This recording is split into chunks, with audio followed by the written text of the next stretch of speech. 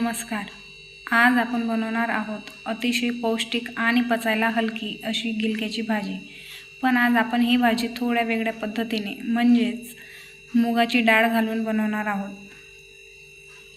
यामुळे भाजीला एक दाटसरपणा आणि चव येते. चला तर मग सुरुवात करूया.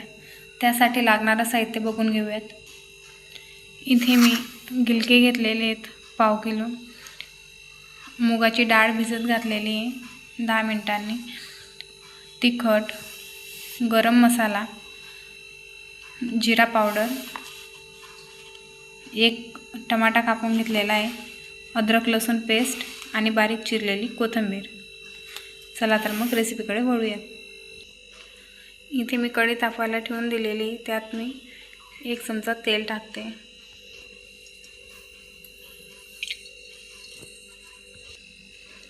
तेल गरम झालं की यात आपण जिरे आणि मोहरी टाकूयात. तेल गरम झालं आहे, यात मी आता जिरे, मोहरी आणि गिलके टाकून घेणार आहे, जे आपण बारीक कापून घेतलेले आहेत.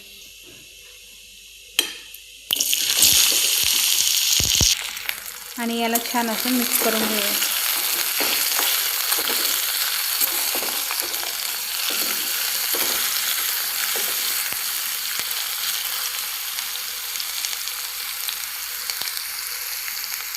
आता यात आपण अद्रक लसूण पेस्ट टाकूयात. इथे मी 1 चमची अद्रक लसूण पेस्ट घेतलेलं आहे, ते मी इथे टाकून घेते. आणि याला पण आपण छान असं मिक्स करून घेऊया.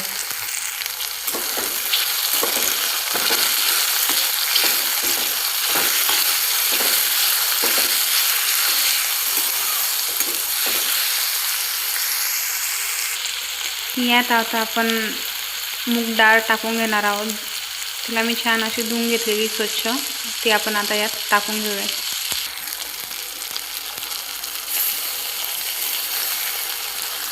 इथे मी मूग डाळ टाकून घेतली, नीला पण आपण छान असं मिक्स करून घेऊया.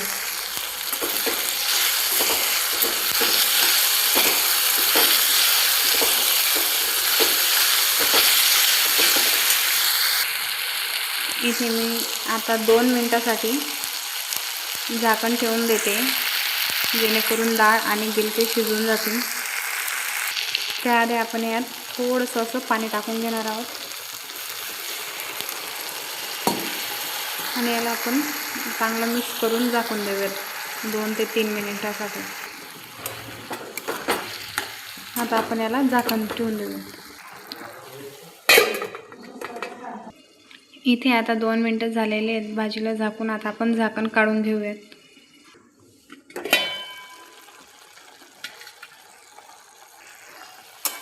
आता आपण याला छान असं मिक्स करून यात आपण मसाले टाकून देऊयात. त्याआधी आपण यात टमाटे टाकून घेणार आहोत. इथे मी टमाटे टाकून घेतलेले आहेत. एक गोष्ट नेहमी लक्षात ठेवा, जेव्हा आपण डाळ आणि गिलके शिजायला ठेवतो, म्हणजेच की झाकण ठेवतो, त्यानंतरच आपल्याला यात टमाटे टाकायचे. आता याला आपण छान असं मिक्स करून घेणार आहोत.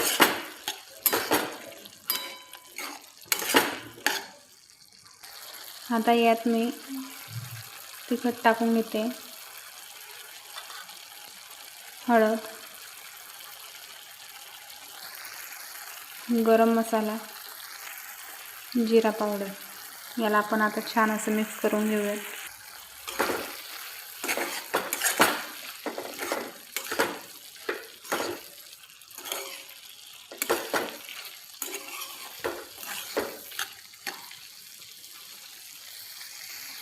आता यात आपण थोडंसं म्हणजेच की 2 ते 3 चमचे असं पाणी सोडून घेऊयात.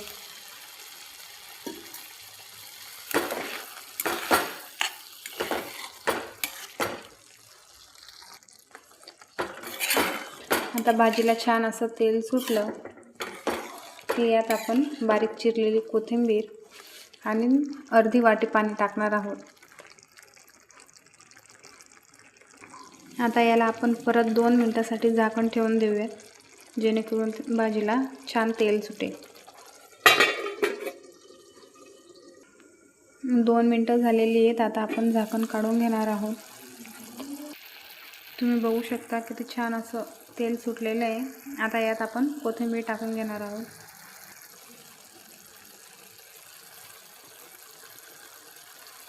इथे मी कोथिंबीर टाकून घेतलेली आहे आणि याला छान असं मिक्स करून घेऊया.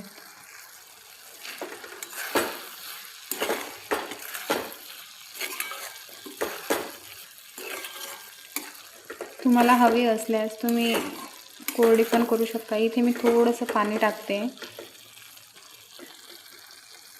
पण जेव्हा तुम्ही ही भाजी कोरडी करणार तेव्हा तुम्ही 15 ते 20 मिनिटात डाळ भिजत ठेवा.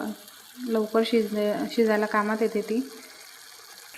आता यात आपण चवीनुसार नमक टाकून घेऊया. इथे मी चवीनुसार नमक टाकून घेतलेलं आहे आणि यात थोडंसं असं अर्धी वाटी पाणी मी टाकून घेते.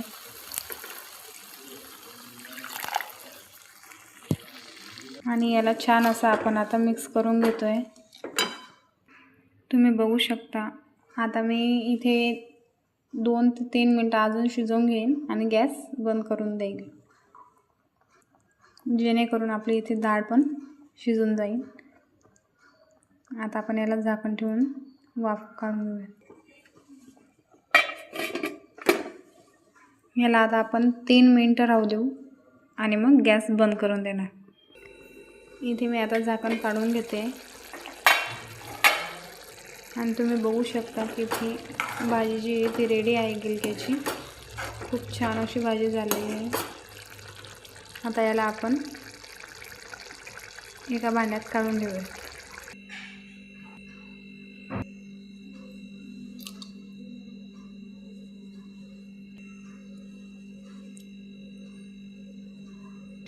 तुम्ही बघू शकता किती छान अशी ही भाजी झालेली आहे. तुम्हाला ही रेसिपी कशी वाटली हे आम्हाला कमेंटमध्ये नक्की कळवा. आमच्या चॅनलला लाईक करा, शेअर करा, सबस्क्राईब करायला विसरू नका. थँक्यू.